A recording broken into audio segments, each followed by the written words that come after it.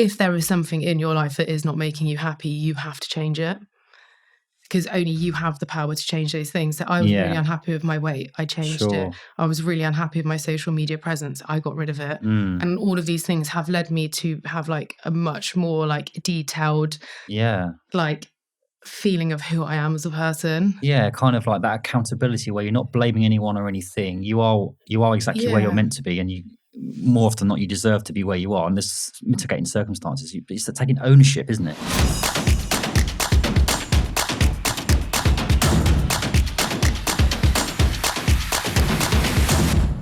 Verity, I'm delighted to have you on the Purpose-Led Leadership Podcast. Thank you for coming on the show. Thanks for those that don't know you, what is Oowee?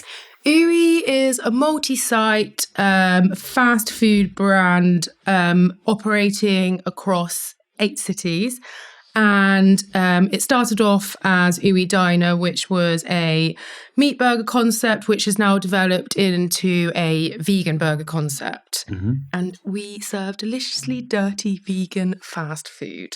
The dirty bit, that's an interesting. How did that come about? Was that just like an edgy thing you come up with? Or where's that come from? Back in the day, it was like dude food was like dirty fast food, and that's what people used to call it. Yeah, it's quite contradictory, isn't it? Because it's essentially like, oh yeah, your food's dirty, but I think obviously the meaning behind the dirty fast food is like naughty. So maybe like naughty would have been a better word than dirty, but yeah, like dirty fast food is what in the industry we call naughty. Like fried fast food. But it's fried, but also obviously you're playing on the vegan thing, so you're playing on the health. So a bit of a contradictory thing, but also I think it's really helped you. Never said our food is healthy. Pivot. Oh, right. Fair enough. It's not like, I'm not saying our food is really unhealthy, but if you walk into a restaurant that serves burgers and fried food and you think it's healthy, then there's a problem. That's on you. That's true. So 8 cities, you've got 2 delivery kitchens, I think. You've got 6 bricks and mortar. You've got a couple open up this year. Am I right in saying you've got, last year was 8 million quid turnover, 130 staff, is that right? Yeah, so we had a really good last year because COVID, we managed to basically put more than 100% of our sales through delivery channels. Managed to probably do like 120% of what we would normally do, and we grew with more sites that year. We did manage to do a really high turnover. It didn't necessarily mean the profit was what it would be on a normal year, because obviously there's high percentages being taken through delivery platforms, but it was a really profitable year and it was a really good year for growth. It's actually slightly different this year because due to Brexit and stuff, the prices of everything are going up, and I think everyone in our industry is in a bit of a scramble right now to try and find new ways of working before our VAT goes back up, and to try and deal with the effects of Brexit. I'm hoping for the same kind of turnover this year, but it is a very different scenario actually this year for restaurants than it was last year. Yeah, I think hopefully there's a lot more opportunity to grow. Things are going back to normal. I mean, I want to talk about how you've built that in, I think it's 5 or 6 years. It's a phenomenal rise, but I'd like to go back to kind of your school days, and also there's a time when you worked for one of my businesses as well, which is amazing. So spill the beans if you can. Talk about your kind of school, any adversity or anxiety or troubles you had there, and kind of just paint a picture from then to kind of now, if you don't mind. So I left school. I left school at 16. I'm really dyslexic, so I didn't do very well at school. And then essentially I managed to blag my way into 6th form, even though my grades weren't good enough, but I didn't turn up to any lessons. And my mum was like, right, that's it. You've got to stay at college, going to work at the bank. So I used to get up at 6 a.m. every day and walk through these cold, dark lanes to catch the bus number 54 all the way to work. Wow. And it used to literally take an hour and a half. On the days I missed it, I was like, shit. Yeah, I can't imagine you in a bank, but go on. Do you know what? I was actually quite good because I'm really good at chatting, and all the old ladies used to love me. So there was this one point where I made such good friends with this old lady at the bank, and she was really lonely, and I used to go around her house for tea after work. Wow, that's amazing. So I used to actually quite enjoy it. So I just used to talk to all the old ladies, because I was based in Queen Street, is it Park Street, but like Queen's Road, Park Street? What, in Bristol? Yeah. Oh, yeah, of course. And obviously, like a lot of the older generation still come in and pay in their cash and checks. And I used to just make friends with them and I used to love it. But yeah, I did that for a while. There's only so long you can be a cashier for. I didn't really see myself having a future in banking because I wasn't very professional at the time. Not that there's anything to define what professional is, but it certainly wasn't me. And then when I was just so, my brain is like so overactive and it needed to be challenged. And I was like, I'll go into a sales role. So I think I did a couple of customer service roles at an insurance company. Didn't do particularly well there either. Always got in trouble for peeing on my phone. And then I decided to give recruitment a go. So I made my way through most of the IT recruitment companies in Bristol, but majority of them I got fired for because I think I was in kind of like my prime party days. And then, so I would kind of like just go into work and not really have much to offer. And in recruitment, what you give is what you get back. So absolutely. And also like, I am absolutely not able to sell a product that I'm not passionate about. And yes. I respect anyone who's passionate about, IT recruitment, but I certainly wasn't. And for me, being dyslexic, learning about hundreds of different Java roles and wasn't going to work. It was never going to work because I didn't have the brain capacity to learn about it. Therefore, I didn't have the brain capacity to talk to someone else about it. Yeah. So I think it might have been about 4 or 5 companies actually I made my way through. And actually, I can't remember the name, but I'd love to call him out. There was a guy who was speaking to a friend, like a family friend of Charlie's, who I used to work for him. And he was like, oh God, yeah, that Verity owns Oowee. Like, she was such an idiot when she worked for me. Oh, really? Yeah. I wonder what he's doing now. He owns one of the recruitment firms I worked for. Fair enough. And I always remember he was really horrible to me when I went in there. And I think he fired me after like 5 days. Yeah. But I was like, you gave me a good 3 months. Like, you were nice to me. But he didn't even give me a chance. But I kind of felt like I was never really the right vibe for recruitment. Like, A, I like love chatting to people too much. So I found it really hard to get on with my role. And B, I just didn't have the like skill set required to be good. It sounds like in that kind of sort of informative years, kind of leaving, not being at school, having dyslexia probably held you back mentally as well. But you're a little bit lost, kind of going from pillar to post all the time, that kind of stuff, probably getting into a bit of debt and that. I don't know, what was it? Was it kind of like, how did you feel in yourself? Was it kind of like, because for me, I get the sense you were born an entrepreneur, you just need to find the right opportunity. Yeah, so basically I have missed a part out. So when I was working in recruitment and working in the bank, I was just racking up loads of debt because I was like living this like really bougie lifestyle on a really bloody low salary. I think I was on like 16 to 17 grand a year, and I was like renting a flat that was costing me like £900 a month. So I was just like living off credit cards, and then I was kind of like living in this bubble thinking, oh no, it's absolutely fine. Like I'm happy because I've got all this money. But I ended up racking up £18,000 worth of debt. Yeah. Which took 9 years to pay off, which I've just paid off now. Well, I paid off a couple of years ago. Yeah.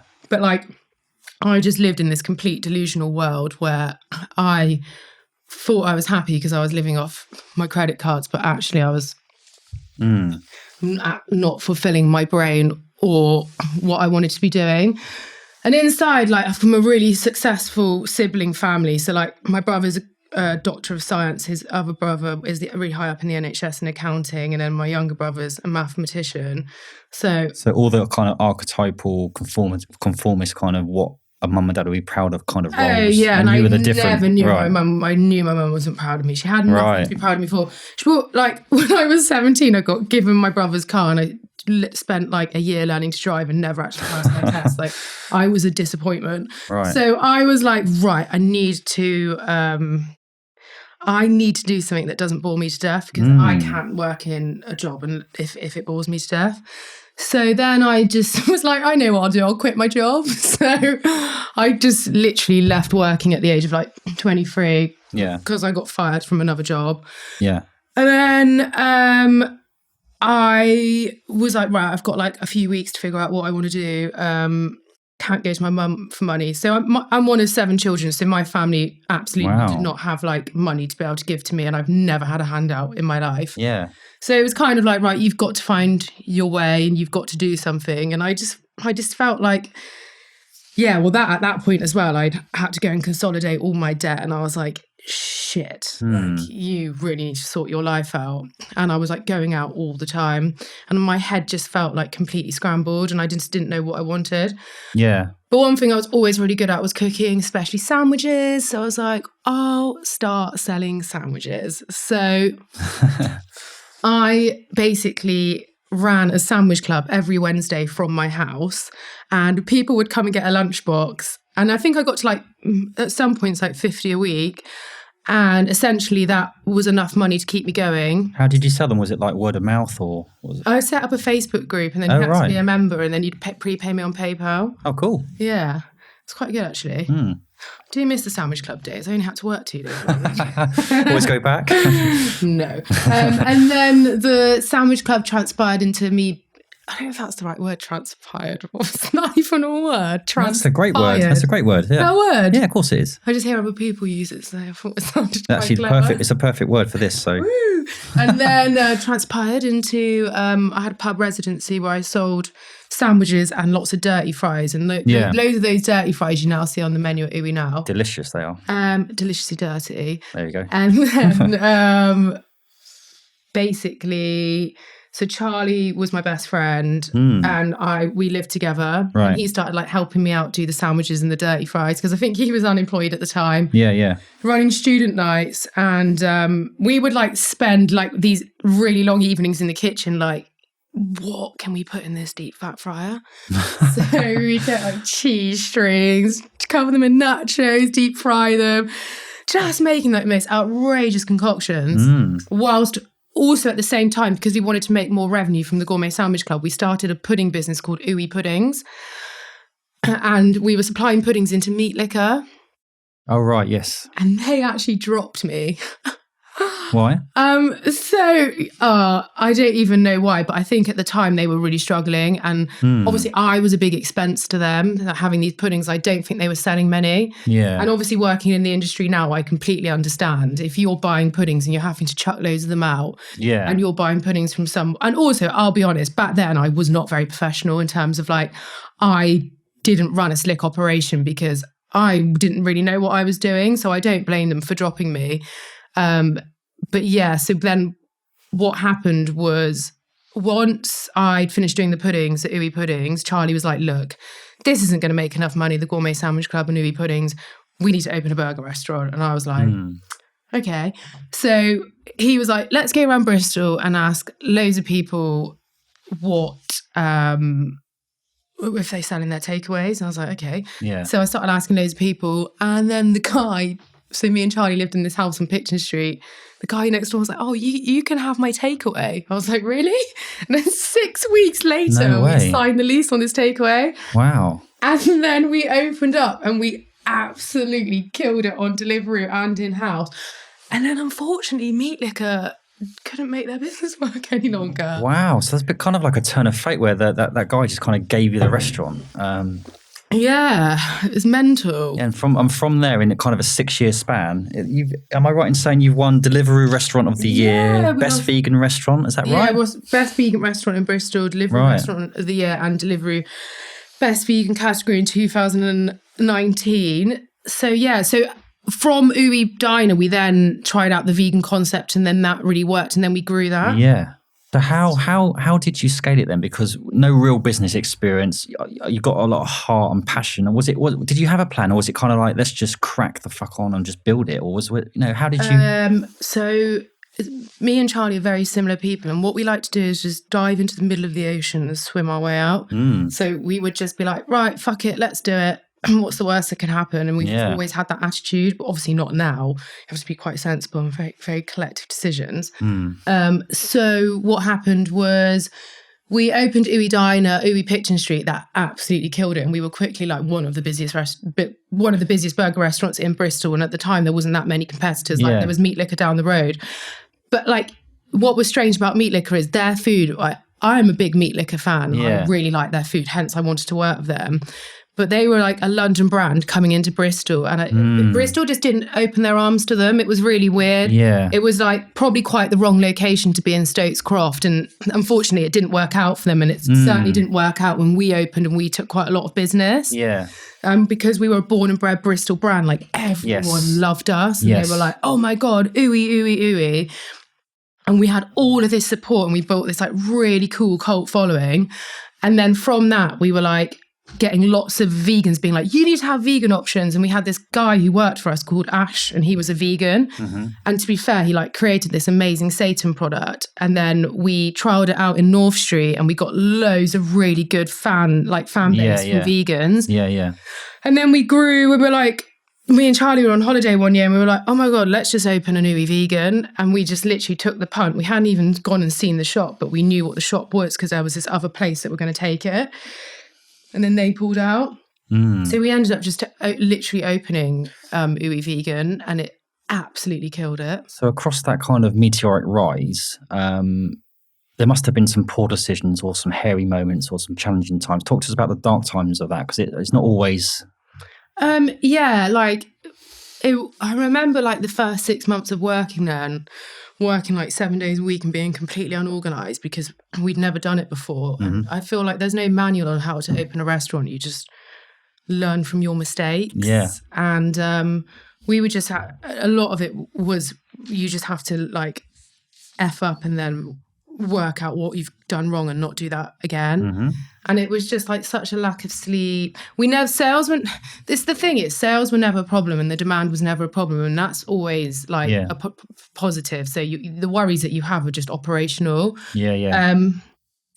But like there was like loads of really bad services, and I would always beat myself up and be like, oh my God, I can't believe someone's received that. Or so were you kind of like the face of the business, or was Charlie, how did you kind of separate your roles out, or did you both, how did you organise it? Neither of us have ever been the face of the business, because we've never showed our faces on the Instagram pages or... I was going to ask you actually, because social media. I was following you on social media and then you vanished. Why did you... It looks like you've deleted your accounts. Yeah, I just don't want social media. I just think that it's just a fake world. That's really interesting. I want to delve into that, because that's, I've done lots of stuff with mental health and purpose, and the content that we absorb, what we do outside of work really affects us, what we do inside of work. And you're right. I think too much of anything is a bad thing. But to be a business owner, in this world currently, having a social media presence is really important, but to delete it is also a very powerful thing for you to do. Yeah, so I think what it was for me within social media is like the bigger Oowee grows, the more customers or staff start following you. And I'm kind of an all or nothing girl. So I'm either going to post my whole life on Instagram, or I'm not going to have Instagram. Yeah. And I feel like when I had Instagram, I was getting into a really bad habit of just like posting everything I was up to. And you really need to be careful about how you're perceived in life, because if you post yourself on holiday and someone who's working really bloody hard for you sees that, they're just going to be quite resentful, because it's like, even though you've earned that and you've worked bloody hard, I just think that like, when you are a business owner with lots of staff, and your staff work, as I said, really hard for you on a daily basis, how you perceive yourself is so important to how they want to work for you. Yeah. And I was just kind of one of those people that if I was out for dinner, I'd want to post it. But then in my head, I was thinking, well, if I'm out for dinner posting this and, someone's doing a double shift, like how do they perceive that? They might just be a bit resentful for you. And I think back in the day when I first started Oowee, and I was like starting to like see rewards in terms of financial rewards, like anyone does, it does go to your head a bit in terms of you want to buy yourself nice things and be seen in nice clothes. Yeah. You want to eat in nice restaurants. Sure. You want to go on nice holidays. And that was a phase that I think I definitely went through, a lot of people went through, and I was posting it a lot on social media.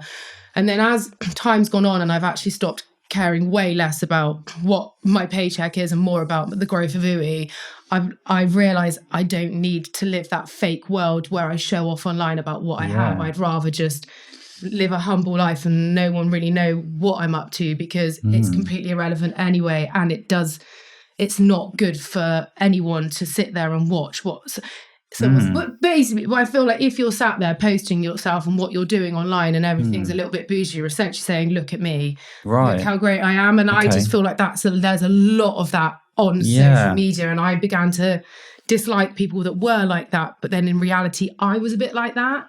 So I was like, do you know what? I'm not someone who can sit here and not stalk other people. I'm not someone who can sit here and not post stories online. I'm just going to get rid of Instagram full stop because I just, That's a really refreshing approach. And, I don't think I've met anyone who's in your position that has taken that tact. I mean, the other side of people will say, well, that is very compassionate and it is very a self-awareness piece. And also it sort of demonstrates you don't need validity elsewhere, which is great. I don't want validity anymore. And that's sort of like, I was like, what am I posting all of these pictures for? Essentially, one of the big reasons I was posting is because I went on this massive weight loss journey and I've lost over 6 stone in 2 years. Wow. I think for me, a lot of it was, so what was mental about my weight loss journey? When I was 6 stone heavier, I only used to feel good about myself when I was absolutely dripping in designer wear, because for me, that was like a statement of, I'm not happy in myself, but I'm happy in the clothes I own. And then as I started to lose the weight, and then I would like looking back through my Instagram, I was like, wow, like I can't believe I would like sit there and post myself and all of this stuff. But then as I started to lose the weight, I was like, my pictures were just becoming more and more like me, just post myself looking skinny. And I was like, you are constantly essentially attention seeking. And I don't like that person. It's a very difficult trap to not fall into, and B, not to kind of like, it's that dopamine hit, isn't it? And did you honestly feel that you were doing it for the attention or? I think I was doing it to say, look how much weight I've lost, or like, look at me, I can do this, or like, look at me, I wear really nice clothes. And I think when you admit to yourself that that's the reason you're doing it, then that's really unhealthy, because in reality, I just want to have a successful business and a happy life. And I don't want people to be, I think it's amazing, looking at me online and building this perception of me, probably quite a negative one that actually isn't true, because I'm like a very generous, giving person, and I love helping people.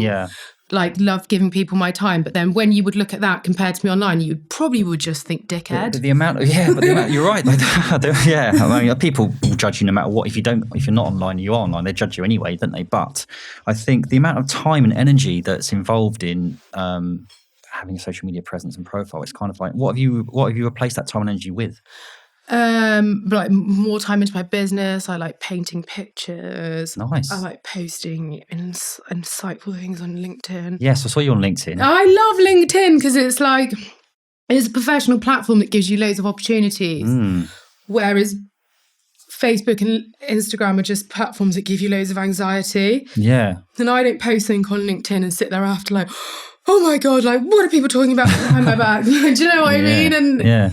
And then that's why I decided to invest in my time into building a LinkedIn profile rather than building an Instagram profile.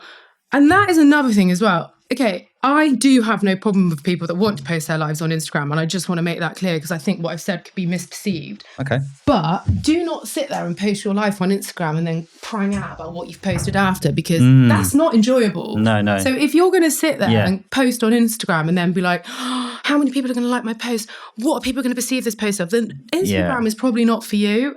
And that's how I felt. And I was like, that's the unhealthy part of it. So what changed? Because you mentioned like it's no longer about your paycheck, it's about, I think you mentioned purpose. I want to talk to you about what actually is it about. But what changed you from being like so focused on Instagram, all that mattered, to like dropping it? Was there anything in particular? Was it a process? I think I actually just became happy in myself. Right. And realised I didn't need validation of someone liking my picture or telling me I look good. And I think as I became more confident in my body and myself and my business and my job and who I was as a person, I didn't feel like I needed that validation online anymore. And I stopped wanting to be seen as this like person who owned a business and had this really nice life. I just wanted to be quite elusive. Wow. So what is it? What does the future hold for you then? Obviously, you must be earning good money. It's not about the money for you. What is it about? It's just about my main goal at the moment is to like basically create a really good working culture. And I want I look at Aspire companies like Flatiron who constantly win like one of the best employers to work for, and they're a restaurant, and that's bloody hard to know, being a best employer to work for within a restaurant industry, because it is a hard grafting I've heard, job. I've heard, yeah. It's not always going to be enjoyable being in that kitchen. So like my goals are just to create this really cool culture for Oowee to work in. And I look at brands like Wingstop, Five Guys, Flatiron, and you walk in there and it's just like, it's like this big family and everyone just looks really happy and everyone loves working there. Yeah. And because I like money, I don't care. I genuinely don't care about money. Like there's only a certain amount of money that you need to have a happy life. I just want to create that happy life for other people. And when you're spending like 90% of your time at work, I want that to be a really good place for people to come into. And that's what like my mission is over the next 12 months is to like make people's jobs easier, make people's home like make people's life at work a more enjoyable place to be. So, I mean, how much time, because I always believe that you don't necessarily, you have to work hard, but you know, I've suffered burnout as well. Has the amount of hours that you do and the amount of kind of how you view work changed? And because work and life balance, I don't think that works anymore. It's all about life, isn't it? Charlie does not have a work-life balance. Right. He works from like 8 a.m. to 2 a.m. every morning. Yeah. And I do have a work-life balance. Yeah. And we can kind of argue about this because he'll be like, you get in the store right now. And I'm like, no. And he's like, but you have to. And I'm like, Charlie, no one is productive working 100 hours a week. Totally. And he is the most hard-working, passionate human I've ever met in my life. But like, he definitely burns himself out. And I'm a great believer in I do not burn myself out at all because you achieve so much more if you like just do an amicable amount of hours a week, which I would say as a business owner, you need to be doing a minimum of 50 hours. Yeah. So how does your mum see you now and your siblings now? You're probably the most successful one of the lot, aren't you? I think she measures the success on like necessarily just because I've got like restaurants, but I think obviously my brothers have worked bloody hard at university for years to get where they are. Of course. So I actually see them as more successful than I am. But she is obviously really proud of me. But yeah, I think she's just proud of all her children, really. Yeah. But she's happy that I'm out of being a reprobate and moderately successful now. Yeah. Well, I think it's moderately is definitely an understatement. But I mean, I've built big businesses. This is a big business now. And I felt very lonely at times. Talk to us about some of the sort of the struggles you might have had or difficult time you've had to turn it around. I'm actually, I'm lucky that I've got Charlie to talk to all day, every day. So I don't ever feel lonely. But there are struggles. There's constant struggles. Like there's struggles at the moment across the industry wide, because essentially what's happened is every single product that we sell, the price has gone up. So chips to oil, put it in perspective, oil price has doubled and we use gallons and gallons of oils. Yeah. Chips prices have gone up. So it's constantly a balancing act of like offering a good value product that people want to buy in mass volume, but having your GP high enough that you actually make profit. And that's something that we're constantly struggling with. And it is stressful because just as the puzzle gets back together, something comes along. Yeah. And the plan's gone. So, there's constant day-to-day work struggles. And this year, more than ever, is going to be the toughest year because Brexit has royally effed over anyone in the restaurant industry because so many of our products come from abroad and really, really has raised prices. So I think everyone in the industry is going to be massively feeling the crunch this year. And obviously energy prices have doubled for households and people have got way less disposable income. Inflation is going to be rocket high. Like it is really quite scary. Did you find that because of the pandemic and, delivery online that your sales went up? How was that time for you? Yeah, our sales went up and we did have a really, really good year last year. An amazing year. And I think almost what's happened with everyone is we've all got really comfortable in having the best year ever. And now we're about to enter the year of doom. But this is what I believe about restaurants, right? You have to be versatile. You have to learn how to get over these things. And then you are a strong brand and you are a strong business because you are going to hit obstacles throughout your entire career and nothing is going to be just, it's you're never going to swim through everything. So I think we will get through this like period of working out how to balance all these prices rising, as well as opening new shops. And then when you do come out the other end, you know how to do it all over again. So it's just a learning curve. I think you touched on it with meat liquor. I think your food's exceptional, but I also think how you've pivoted your brand, and your brand has been really important to the catalyst of your growth. Would you say that's true? Yeah, so the brand has always had a really cult following. I think the name's quite cool and people really buy into that. It's quite like I just think it's quite like a cool brand. So for example, another really, really cool brand. Have you ever been to Wingstop? I've seen there's a new one on Baldwin Street in Bristol, I think. They're like a franchise from America. But I've been to the American ones. They're nowhere near as cool as the UK ones. But like they are just the coolest brand ever. Like really cool music, really cool vibes, really cool branding, really cool Instagram. And they literally have a cult following, and they are like so incredibly fast growing. Yeah. And they are like real inspiration for us, because we look at their brand and we're like, you've just created this like cult following amongst everyone. And you know, like their prices aren't the cheaper price range at all. It's not like going to like McDonald's or Wendy's. It's like a higher end price bracket, but you're paying for the quality and you're paying for the vibe. Do you do all your market? How have you built your brand though? Have you brought external people in? Have you done it yourself kind of thing? We've done everything ourselves. Right. Yeah. Charlie's always been down with the kids.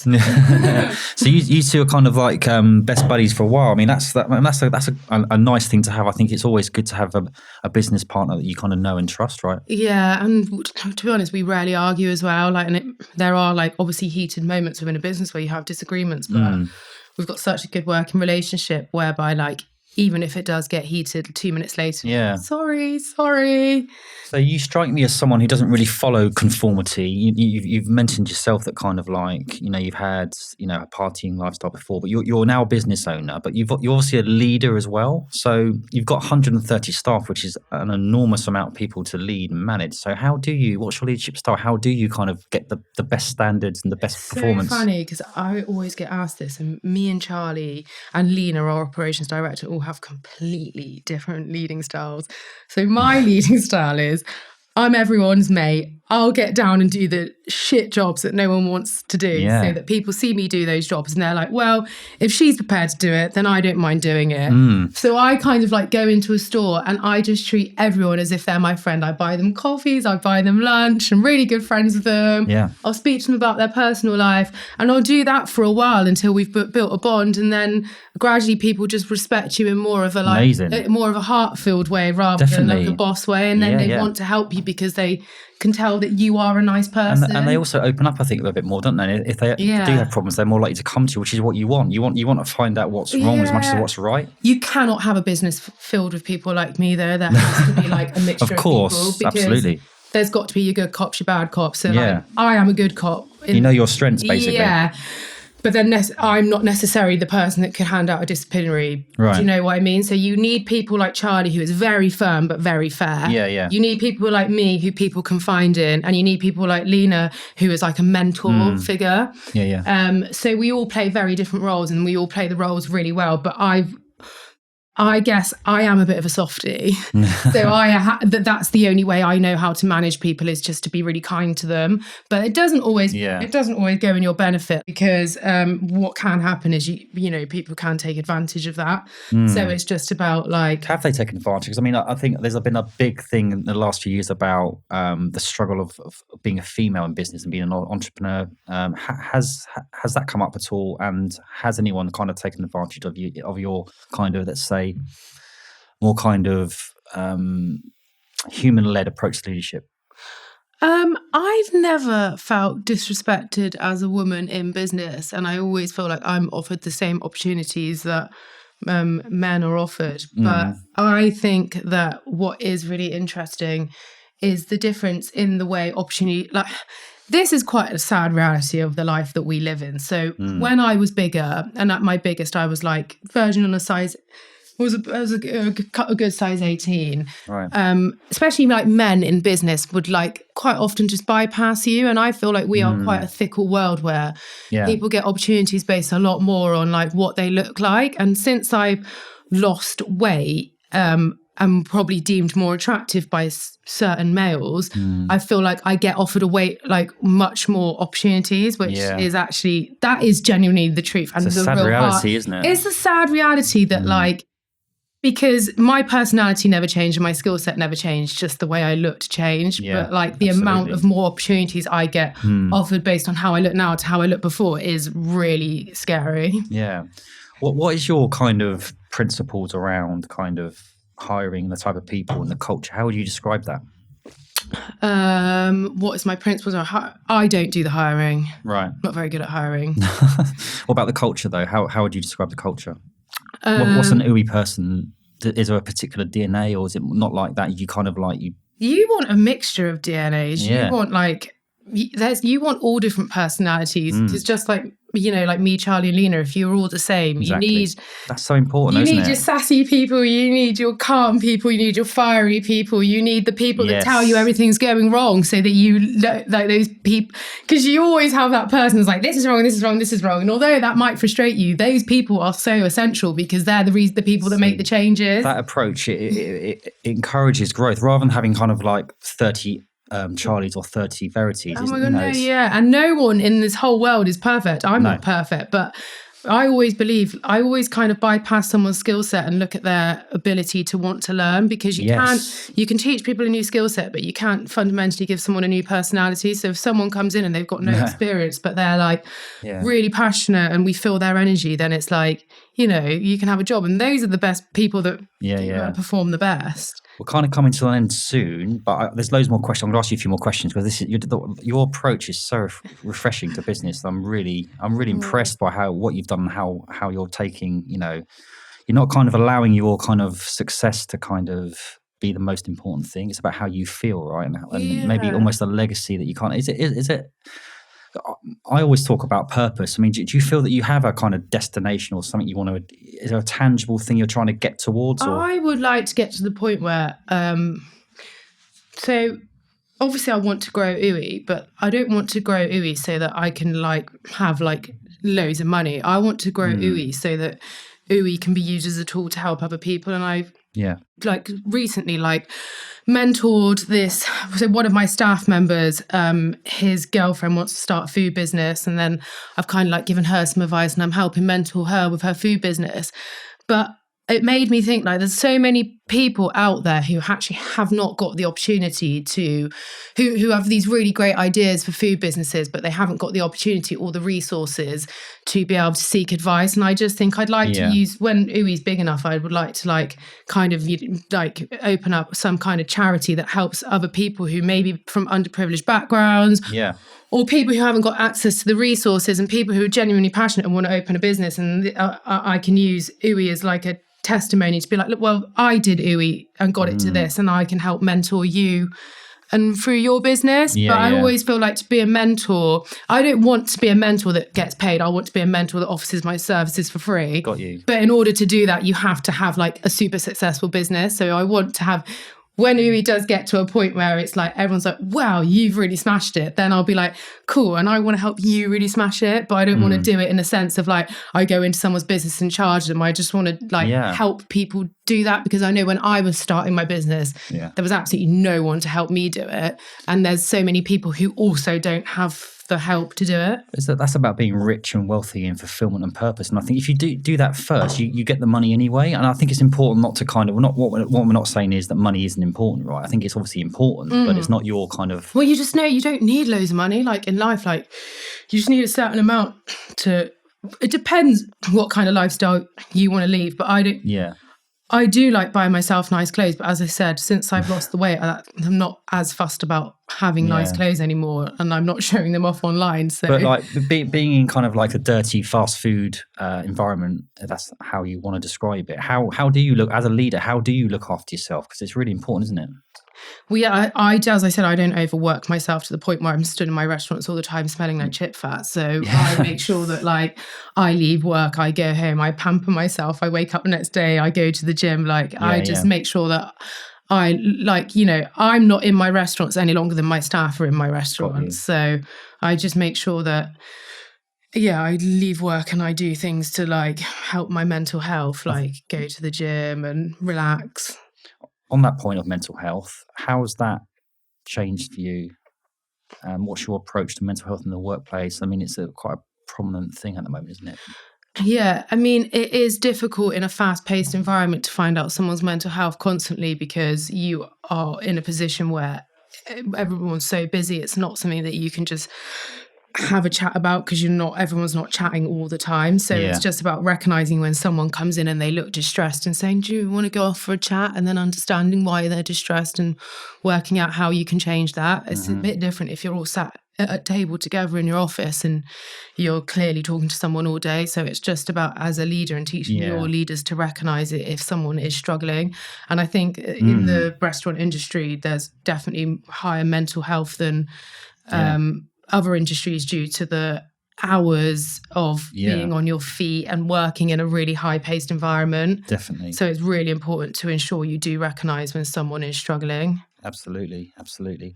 So if you could you're only 32. I mean, you've got so much life to live yet, and what you've achieved is phenomenal. How you've achieved it as well. You've got a very kind of mature head on your shoulders and a very good approach to grounding yourself and being a leader. But if you were 18 again, what would you do differently?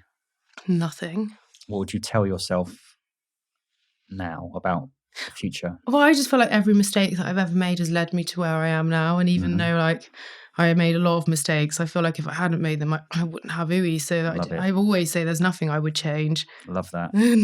And if there's one thing the audience can take away from this podcast, like a tip, advice, anything before we close, what would you like to say? If we're going to go back to mental health, I had a real realization last year about the things that were making me happy and the things that weren't making me happy. And I always used to put things on the back burner and think, oh no, I'll deal with that down the line, even though I knew it was making me grossly miserable. Yeah. And I just think if there is something in your life that is not making you happy, you have to change it. Because only you have the power to change those things. So I was really unhappy with my weight. I changed it. I was really unhappy with my social media presence. I got rid of it. And all of these things have led me to have a much more detailed feeling of who I am as a person. Yeah, kind of like that accountability where you're not blaming anyone or anything. You are exactly where you're meant to be, and you more often than not you deserve to be where you are, and there's mitigating circumstances. It's taking ownership, isn't it? Yeah, taking ownership of who you are and the things that don't make you happy and things that do make you happy. Verity, it's been amazing. I could talk to you for hours and hours. I'm so impressed with what you've achieved. Thank you for coming on. How can someone contact you? I know you're not on social media, but LinkedIn, is that the best place? Yeah, LinkedIn. That's my new social media platform. Follow Verity. Her posts are amazing. Thank you so much. Thank you.